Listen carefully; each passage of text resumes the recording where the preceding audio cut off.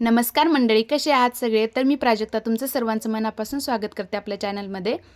तर फौजींसोबत आमचा रविवारचा संपूर्ण दिवस कसा गेला ते मी या व्हिडिओमध्ये शेअर करणार आहे. आज रविवार आहे आणि शिवांशला सुट्टी असते, तरीही आज शिवांश लवकर उठून बसला होता आणि सुट्टीच्या दिवशी आमच्या दिवसाची सुरुवात पार्कमध्ये जाऊन आल्याशिवाय होतच नाही. आता केळी खाईपर्यंत पण आम्हाला दम पडत नव्हता. अशीच केळी खात खात मॅडम निघाल्या होत्या. मग पार्कमध्ये आलो. पार्क तसं आमच्या घरापासून 100 मीटरवरतीच आहे, त्यामुळे इथं सारखं येणं होत राहतं. दिवसभर पण मुलं घरामध्ये बसून बसून कंटाळून जातात. इथं थोडा वेळ आणलं की त्यांचा पण मूड फ्रेश होतो, आपल्यालाही थोडंसं चेंज वाटतो. सिटीमध्ये दिवसभर मुलं बाहेर सोडता येत नाहीत, तेवढाच 1 तास बाहेर सोडायचं आणि नंतर बंद करून ठेवायचं. तसं गावाकडं नसतं. गावाकडं किती जरी वेळ बाहेर खेळले मुलं तरी काही एवढं टेन्शन वाटत नाही. सकाळी सकाळी या वातावरणामध्ये एकदम फ्रेश वाटतं, मग दिवस पण एकदम भारी जातो. आता ठीकठाक पाणी आहे इथं. उन्हाळ्यामध्ये खूप पाणी कमी होतं, मग नंतर या पाण्याचा वास यायला लागतो, त्यामुळे इकडं येणं कमी होतं. दररोज संध्याकाळी 5च्या दरम्यान इथं खूप सारी मुलं असतात खेळण्यासाठी, पण आज रविवार असल्यामुळं सगळ्यांना सुट्टी आहे, म्हणून सगळी एवढी गँग जमा झाली आहे इथं. शिवांश माझ्या फ्रेंडसोबत पहिलंच पुढे आला होता, पण पिऊ झोपली होती म्हणून मला थोडासा टाईम लागला. आता इथं आलं की आमचं रुसणं फुगणं चालूच असतं. काय दे नाही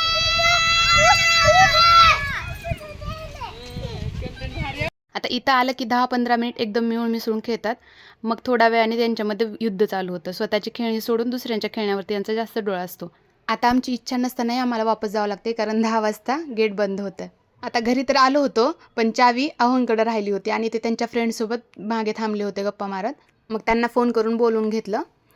मग त्यांना ब्रश करायला दिला. शिवांश तर सकाळी झोपेतून उठल्याच पार्कमध्ये गेला होता आणि आमच्या मॅडमनं तरी न ब्रश करता केळी खाऊन घेतली होती. आता हिचं ब्रश करताना पण सायकलवरून उतरायला तयार नव्हती. ब्रश, जेवण, खाणं पिणं सगळं ह्याच्यावरच असतं हिचं. मग म्हटलं पटकन नाश्ता बनवून घेऊया, पण नाश्ता बनवत बसलं तर खूप टाईम जाईल, म्हणून म्हटलं पहिलं चहा आणि खारी खाऊन घेऊ. तोपर्यंत काय दम निघणार नव्हता, कारण खेळून खेळून मुलांनाही भूक लागली होती. मग म्हटलं अगोदर चहा आणि खारी खाऊन नंतर नाश्त्याची तयारी करावी. चहा खारी मला तर खूप आवडते आणि सुट्टीच्या दिवशी तर आम्ही नक्कीच खातो, पण खूप दिवसांपासून मला खायची इच्छा होत होती, पण संपली होती. काल दारावर एक काका विकायला घेऊन आले होते, तेव्हा मी त्यांच्याकडून ही खारी घेतलेली. ही खारी सेम आपल्या गावाकडं जशी भेटते सेम तशीच आहे आणि चव पण एकदम भारी आहे. इथून मी 1-2दा मला खायची इच्छा झालेली, त्यावेळेस बेकरीमधून आणली होती, पण ती असं वरती टावला जास्त चिटकते, त्यामुळं मग मी ती आता आणत नाही जास्त करून. ते काकासारखं इथं येतात, पण मला माहिती नव्हतं. ते मला बोलले की आता पुढच्या वेळेस मी आलो की तुम्हाला नक्की सांगतो. आपल्या इकडच्या खाण्यापिण्याच्या खूप साऱ्या गोष्टी इकडे बेंगलोरमध्ये मी खूप मिस करते.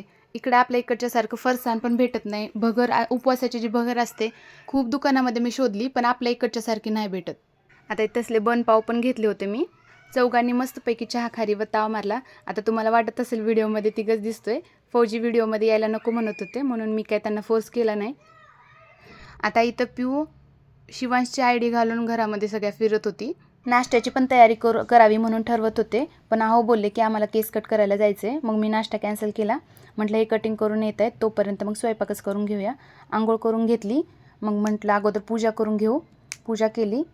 तेवढ्यात अहोंचा फोन आला की आम्हाला उशीर होणार आहे, कारण आज रविवार असल्यामुळे खूप जास्त गर्दी आहे इथं. म्हणून मग अगोदर कपडे धुतले, ते वाळत टाकले, मग नंतर स्वयंपाकाला लागले. आता स्वयंपाकामध्ये मी हरभऱ्याची गरगटी भाजी बनवली होती.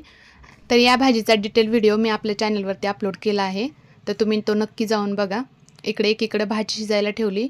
लगेच म्हटलं एकीकडे भाजी पण शिजते, तोपर्यंत इकडे भाकरी करून घेऊया. तर मला भाकरी खरंच 1 नंबर जमतात. कारण मी माझं स्वतःचं कौतुक का करते ते मी तुम्हाला सांगते. कारण माझी जी आजी होती ती मला 2री-3रीपासूनच मला सगळा स्वयंपाक तिनं शिकवलेला आणि पहिलं आमच्या गावाकडे लहानपणापासूनच मुलींना स्वयंपाक शिकवायचे. आली भुंडी भुंडी. माझा स्वयंपाक पण झाला होता, तोपर्यंत केस कट करून आले. शिवांशला पिऊला अंघोळ घातली. मग जेवायला बसलो. हास्य जत्रा बघत बघत जेवण केलं. जेवण झालं की ह्यांनी येताना मग रस घेऊन आले होते उसाचा, तो सगळ्यांनी पिऊन घेतला. आजकाल दुपारी एवढं जास्त ऊन पडायला लागले, असं वाटायला लागले की उन्हाळा आता चालू झाला. पण मग संध्याकाळी एवढी थंडी वाजते की समजतच नाही आहे उन्हाळा आहे की हिवाळा आहे. ते तिघं मस्तपैकी जेवण करून रस पिऊन आराम करायला गेले. पण आपल्याला कुठं आराम करू वाटतो. यांनी कोथिंबीर घेऊन आले होते, मग तीच निवडत बसले दुपारी. मग हे 5 वाजता उठले. मग आत्ता आम्ही निघालो होतो पार्कमध्ये, पण जायच्या अगोदर ह्यांना थोडंसं काहीतरी खाऊन घ्या बोलत होते, तर यांना भूक नव्हती. मग म्हटलं एक लाडू खाऊन घ्या, म्हणजे तेवढीच एनर्जी येते. बॉटलमध्ये पाणी भरून घेतलं. असं तर थंडी आहे त्यामुळं काय एवढं जास्त तहान लागणार नव्हती, पण पाणी मागितलं तर आपल्याजवळ असावं म्हणून भरून घेतली.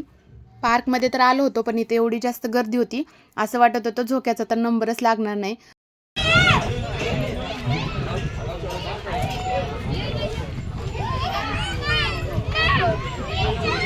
ये पिऊ.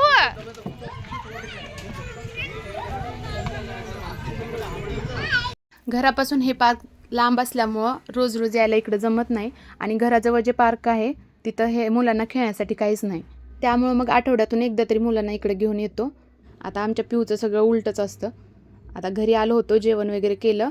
मग म्हटलं सकाळी शिवांचं स्कूल असतं, ड्युटी असते. सकाळी सकाळी खूप गडबड होते कामाची. मग रात्री सगळी भांडे वगैरे घासून ठेवली. रात्री सगळं किचन आवरलं की मग सकाळी कामाची गडबड होत नाही.